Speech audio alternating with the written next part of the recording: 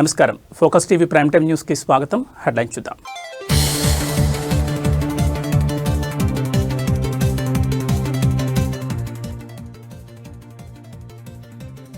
కర్తవ్య పథలో జాతీయ జెండాను ఆవిష్కరించిన Droupadi Murmu, Antonio Costa, Ursula von der Leyen కు ఘన స్వాగతం.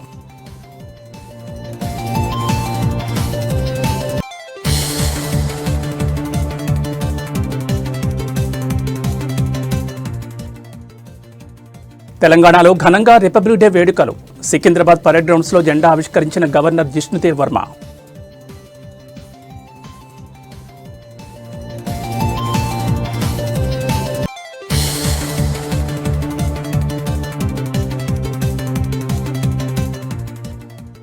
అమరావతిలో తొలిసారి గణతంత్ర దినోత్సవ వేడుకలు. జాతీయ పతాకాన్ని ఆవిష్కరించిన గవర్నర్.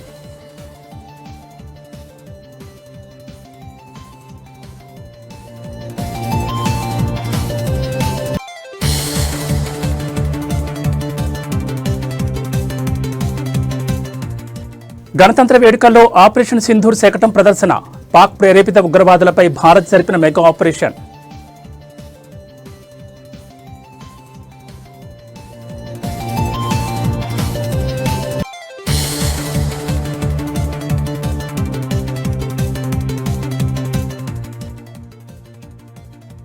జనగణనపై తెలంగాణ జాగృతి కీలక నిర్ణయం.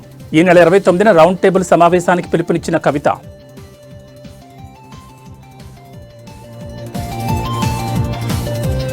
ఇక డీటెయిల్స్ చూస్తే దేశ రాజధాని ఢిల్లీలోని కర్తవ్య పథలో 77వ గణతంత్ర దినోత్సవ వేడుకలు అత్యంత వైభవపేతంగా జరుగుతున్నాయి. ఈ ఏడాది వేడుకలకు యూరోపియన్ కౌన్సిల్ అధ్యక్షుడు ఆంటోనియో కోస్టా, యూరోపియన్ కమిషన్ అధ్యక్షురాలు ఉర్సులా వాన్ డెర్ లేయన్ ముఖ్య అతిథులుగా హాజరయ్యారు. ఈసారి పరేడ్ వందే మాతరం 150 ఏళ్లు అనే థీమ్తో సాగుతోంది. జాతీయ గీతానికి 150 ఏళ్లు పూర్తవుతున్న సందర్భంగా ఆస్కార్ విజేత ఎంఎం కీరవాణి స్వరపరిచిన ప్రత్యేక గీతం ఈ వేడుకల్లో హైలైట్గా నిలిచింది. ముందుగా రాష్ట్రపతి భవన్ నుంచి ప్రెసిడెంట్ ముర్ముతో కలిసి Antonio Costa, Ursula von der కలిసి సంప్రదాయ గౌరవ వగిలో కర్తవ్య పథకు చేరుకున్నారు. ఈ సందర్భంగా వారికి ప్రధాని నరేంద్ర మోడీ ఎదురెళ్లి వారికి ఘన స్వాగతం పలికారు. ఆయన వెంటనే కేంద్ర రక్షణ శాఖ మంత్రి రాజ్నాథ్ సింగ్ కూడా ఉన్నారు. అనంతరం రాష్ట్రపతి ద్రౌపది ముర్ము కర్తవ్య పథ్ వేదికగా మువ్వన్నెల పతాకాన్ని ఆవిష్కరించగా అనంతరం జాతీయ గీతాలాపన చేశారు.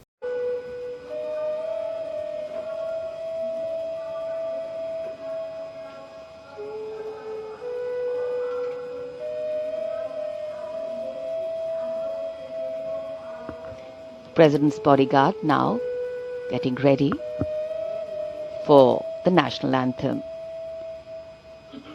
The moment the dignitaries have taken their places.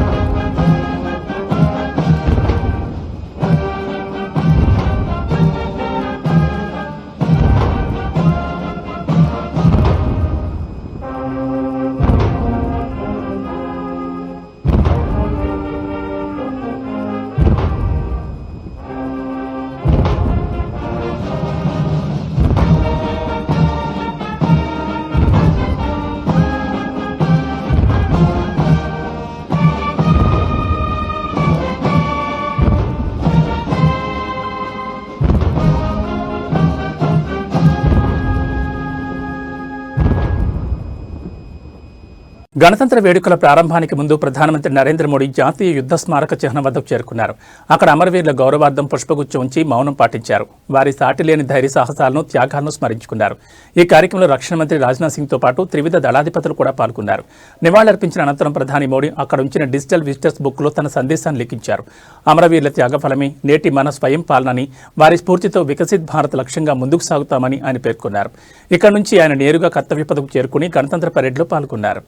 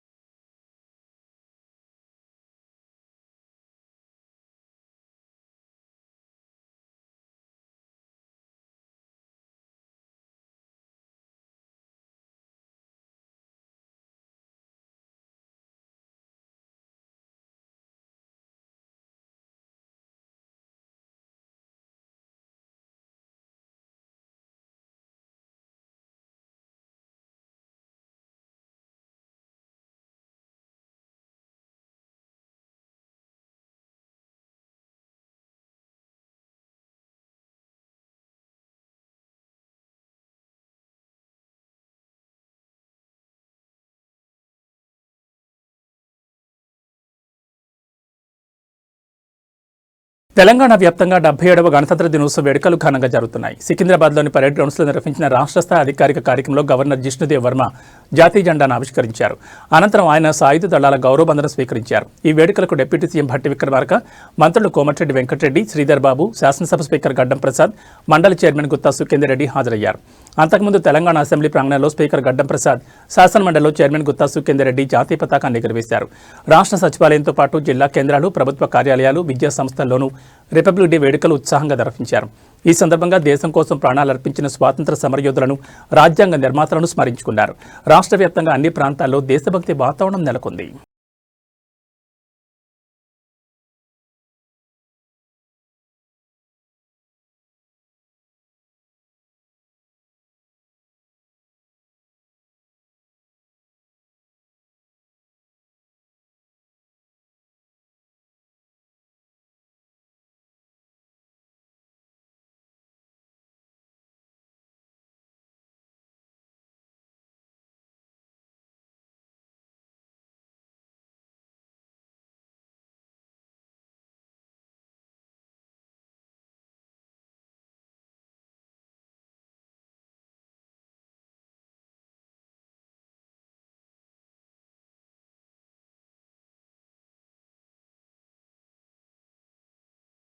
AP రాజధాని అమరావతిలో తొలిసారి ప్రభుత్వం గణతంత్ర దినోత్సవ వేడుకలు నిర్వహించింది. రాయపూడి సమీపంలో సీడ్ యాక్సెస్ రోడ్ పక్కన ఉన్న ఎమ్మెల్యే క్వార్టర్స్ నుంచి హైకోర్టుకు వెళ్లే దారిలో 22 ఎకరాల విస్తీర్ణంలో ఈ వేడుకలు జరుగుతున్నాయి.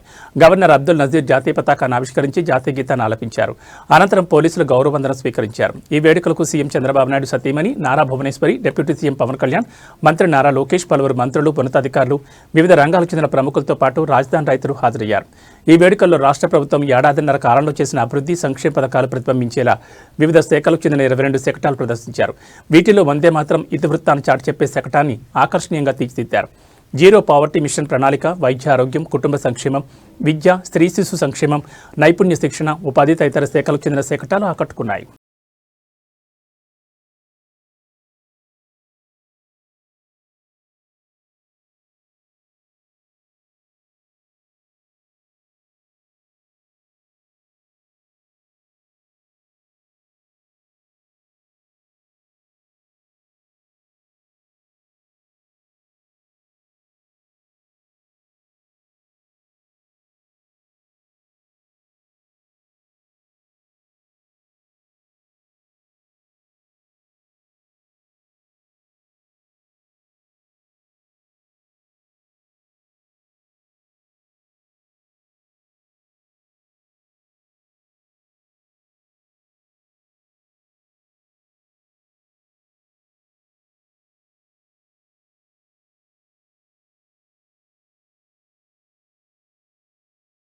దేశవ్యాప్తంగా 77వ గణతంత్ర దినోత్సవ వేడుకలు అత్యంత వైభవంగా జరుగుతున్నాయి. హైదరాబాద్లోని బీఆర్ఎస్ పార్టీ ప్రధాన కార్యాలయం తెలంగాణ భవన్లో పండగ వాతావరణం నెలకొంది. పార్టీ వర్కింగ్ ప్రెసిడెంట్ కేటీఆర్ జాతీయ పతాకాన్ని ఆవిష్కరించి రాజ్యాంగ స్ఫూర్తిని కొనియాడారు. ఈ కార్యక్రమంలో బీఆర్ఎస్ పార్టీకి చెందిన ముఖ్య నేతలు, ఎమ్మెల్యేలు, ఎమ్మెల్సీలు మరియు ప్రజాప్రతినిధులు పెద్ద సంఖ్యలో పాల్గొన్నారు. పార్టీ కార్యకర్తల నినాదాలతో తెలంగాణ భవనం పరిసరాలు మారుమోగాయి.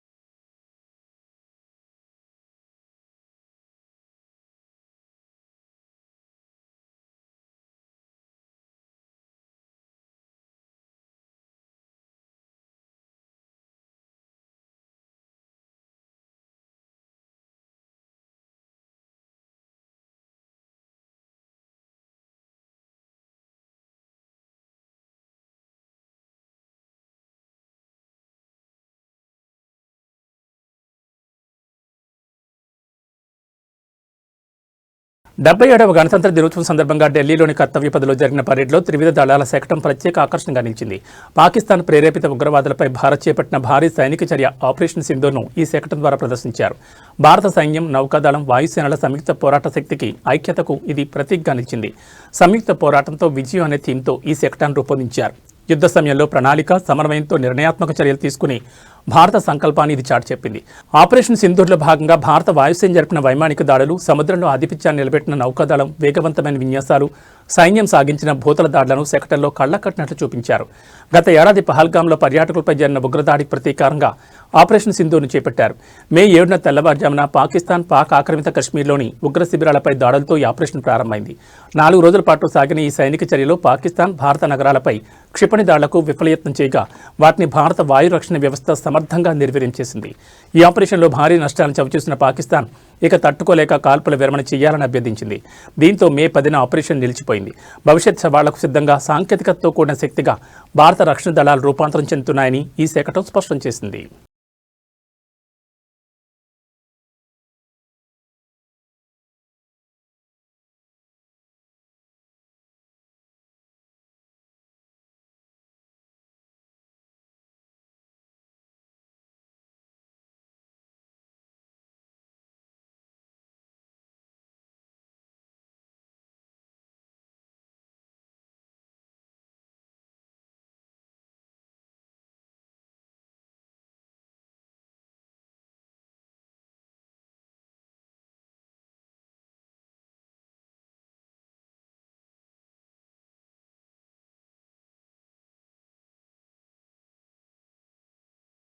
వ్యోమగామి శుభాంశు శుక్లా అశోక చక్ర అవార్డు స్వీకరించారు. రిపబ్లిక్ డే వేడుకల సందర్భంగా ఢిల్లీలోని కర్తవ్య పథ్లో రాష్ట్రపతి ద్రౌపది ముర్ము ఆయనకు మెడల్ ప్రదానం చేశారు.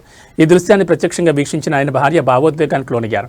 కాగా ఇంటర్నేషనల్ స్పేస్ స్టేషన్కి వెళ్లి వచ్చిన తొలి భారతీయుడిగా శుభాంశు చరిత్ర సృష్టించిన విషయం తెలిసిందే. దీంతో కేంద్రం ఆయనను అశోక చక్రతో సత్కరించింది. ग्रुप कैप्टन शुभांशु शुक्ला को अदम्य साहस, उत्कृष्ट शौर्य के लिए अशोक चक्र से सम्मानित किया जाता है. Group captain Shubhanshu Shukla.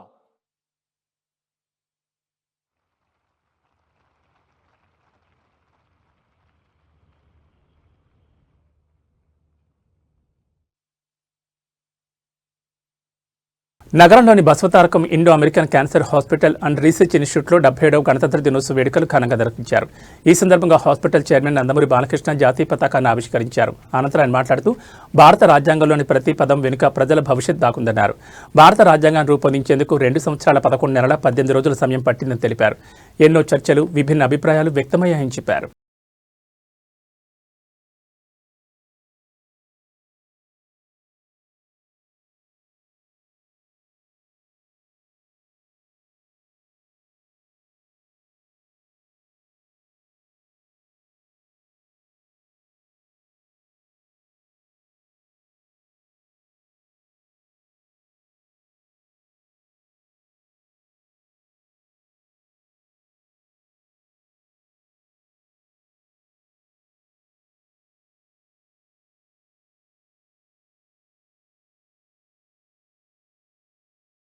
గణతంత్ర దినోత్సవ వేడుకల వేళ మంత్రి వాకటి శ్రీహరికి త్రుటిలో ప్రమాదం తప్పింది. 77వ గణతంత్ర దినోత్సవాన్ని పురస్కరించుకుని నారాయణపేట జిల్లా మక్తల్ తహసీల్దార్ కార్యాలయంలో ఏర్పాటు చేసిన వేడుకల్లో మంత్రి వాకటి శ్రీహరి పాల్గొన్నారు. వేలాది మంది ప్రజలు, విద్యార్థులు, అధికారుల సమక్షంలో మంత్రి జెండాను ఆవిష్కరించేందుకు సిద్ధమయ్యారు. ఆయన జెండాను ఎగురవేయడానికి తాడును లాగుతున్న తరుణంలో ఆ బరువుకు జెండా కర్ర మధ్యలోకి విరిగి కింద పడిపోయింది. అయితే విరిగిపడిన కర్ర మంత్రి వాకటి శ్రీహరికి అత్యంత సమీపంలో పడింది. ఆయన అప్రమత్తంగా పక్కకు తప్పుకోవడంతో పెద్ద ప్రమాదం తప్పినట్లయింది. అయితే ఈ హఠాత్ పరిణామంతో అక్కడున్న ఒక వ్యక్తికి గాయాలయ్యాయి. వెంటనే అప్రమత్తమైన సిబ్బంది బాధితుడిని చికిత్స కోసం ఆసుపత్రికి తరలించారు.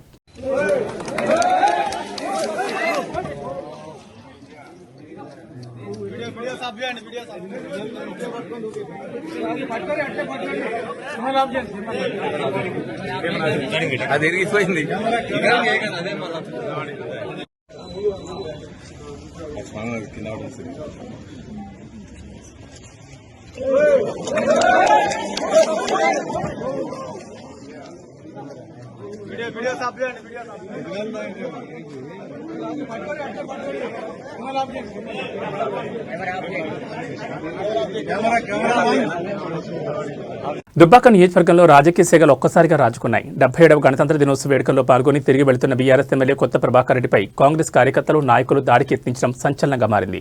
పట్నంలోని గాంధీ సెంటర్ వద్ద ఎమ్మెల్యే కారును అడ్డుకున్న కాంగ్రెస్ నేతలు ఆయనతో తీవ్ర వాగ్వాదానికి దిగారు. ప్రభుత్వానికి వ్యతిరేకంగా మాట్లాడితే ఊరుకోబోమని హెచ్చరిస్తూ కారుపైకి దూసుకెళ్లారు. దుబ్బాక పట్టణ కేంద్రంలోని గాంధీ సెంటర్ వద్ద ఈ ఘటన చోటు చేసుకుంది. గణతంత్ర వేడుకల్లో భాగంగా జాతీయ పతాకాన్ని ఆవిష్కరించిన ఎమ్మెల్యే కొత్త ప్రభాకర్ రెడ్డి తన కారులో బయలుదేరారు. అప్పటికే అక్కడ ఉన్న కాంగ్రెస్ శ్రేణులు అకస్మాత్తుగా కారును అడ్డుకున్నారు. ఎమ్మెల్యే కారు డోర్ తీసి చేసేందుకు ప్రయత్నిస్తూ ప్రభుత్వ వైఖరిని విమర్శిస్తే సహించేది లేదని బెదిరింపులకు దిగారు. దీంతో బీఆర్ఎస్ కార్యకర్తలు వారిని అడ్డుకోవడంతో ఇరు వర్గాల మధ్య తోపులాట జరిగింది. ఎమ్మెల్యేపై దాడికి యత్నించిన వారిని వెంటనే అరెస్ట్ చేయాలని డిమాండ్ చేస్తూ బీఆర్ఎస్ నాయకులు ఆందోళన దిగారు. ప్రజాస్వామ్యంలో ఎమ్మెల్యేపైనే దాడికి దిగడం కాంగ్రెస్ అరాచక పాలనకు నిదర్శనమని మండిపడ్డారు. ప్రస్తుతం దుబ్బాకలో భారీగా పోలీసులు మోహరించారు.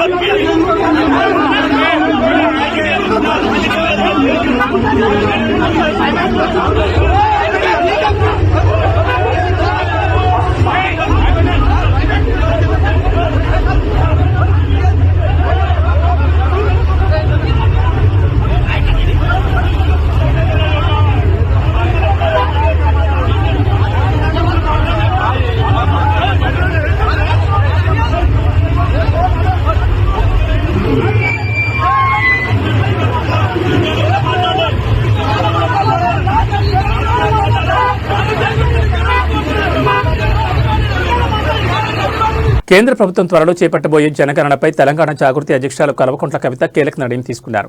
జనగణనలో బీసీలో కులగణన చేపట్టాలన్న డిమాండ్తో ఈ నెల 29న భారీ రౌండ్ టేబుల్ సమావేశం నిర్వహించనున్నారు.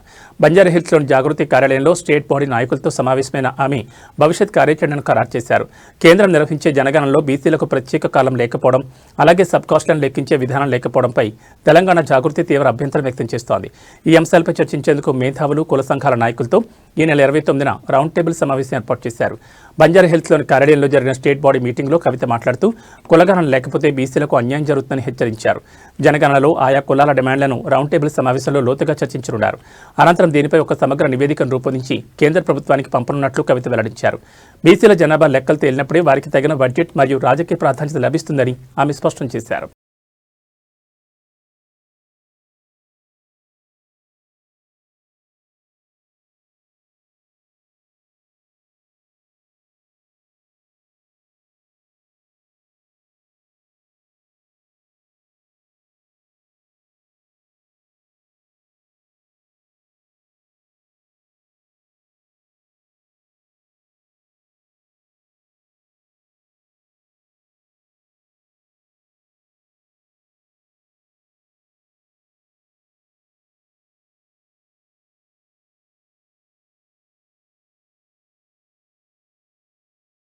ఏవీ బులెటిన్ విశేషాలు. నమస్కారం.